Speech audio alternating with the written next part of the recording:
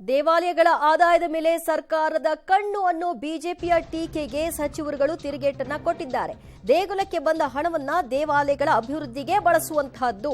BJP ಅವರು ಒಬ್ರೇನಾ ಹಿಂದೂಗಳು, ನ್ಯಾವ್ಯಾರು ಅನ್ನುವಂತಹ ಪ್ರಶ್ನೆಯನ್ನ ಮಾಡಿದ್ದಾರೆ. ಯಡಿಯೂರಪ್ಪ ಸಿಎಂ ಆಗಿದ್ದಾಗ ಇದೇ ಕಾನೂನು ಇರಲಿಲ್ವಾ ಅಂತ ಪ್ರಶ್ನಿಸಲಾಗಿದೆ. ವಿಜಯೇಂದ್ರಗೆ ದಿನೇಶ್ ಗುಂಡೂರಾವ್, ಪ್ರಿಯಾಂಕ್ ಖರ್ಗೆ ಪ್ರಶ್ನೆಗಳ ಸುರಿಮಳೆಯನ್ನ ಎತ್ತಿದ್ದಾರೆ.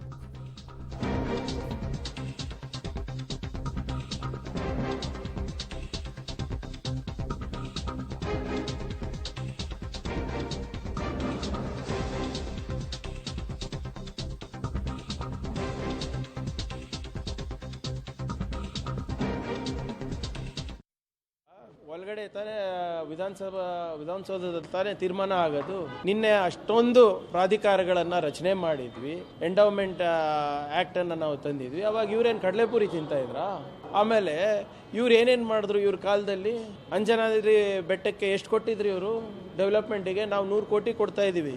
ಇವರು ಹನುಮ ಧ್ವಜದ ಬಗ್ಗೆ ಇಷ್ಟು ಮಾತಾಡ್ತಾ ಇದಾರಲ್ಲ, ಅದರ ಅಭಿವೃದ್ಧಿಗೋಸ್ಕರ, ಹನುಮ ಹುಟ್ಟಿರುವ ಸ್ಥಳದ ಅಭಿವೃದ್ಧಿಗೋಸ್ಕರ ಎಷ್ಟು ಕೊಟ್ಟರು ಅಂತ ಅವ್ರು ಬಾಯ್ ಬಿಟ್ಟು ಹೇಳಿ. ಬಿಜೆಪಿಯವರಿಗೆ ಸುಳ್ಳು ಹೇಳೋದ್ರಲ್ಲಿ ಎಷ್ಟು ಯಾವ ಮಟ್ಟಕ್ಕೆ ಇಳಿದಿದ್ದಾರೆ ಅಂತ ಹೇಳಿದ್ರೆ, ಅವ್ರು ಏನು ಬೇಕಾದ್ರೂ ಹೇಳೋದಕ್ಕೆ ತಯಾರಾಗ್ಬಿಟ್ಟಿದ್ದಾರೆ.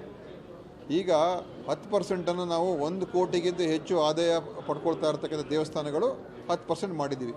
ಹಿಂದೆ 25 ಲಕ್ಷಕ್ಕೆ ಇದ್ದಂಥದ್ದು 1 ಕೋಟಿ ತೊಗೊಂಡಿದ್ದೀವಿ.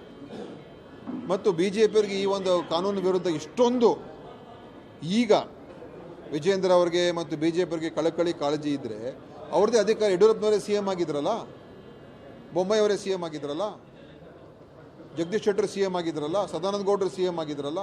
ಅವಾಗ ಯಾಕೆ ಈ ಕಾನೂನನ್ನು ಅವರು ವಾಪಸ್ ತಗೊಳ್ಳಿಲ್ಲ, ರದ್ದು ಮಾಡಲಿಲ್ಲ?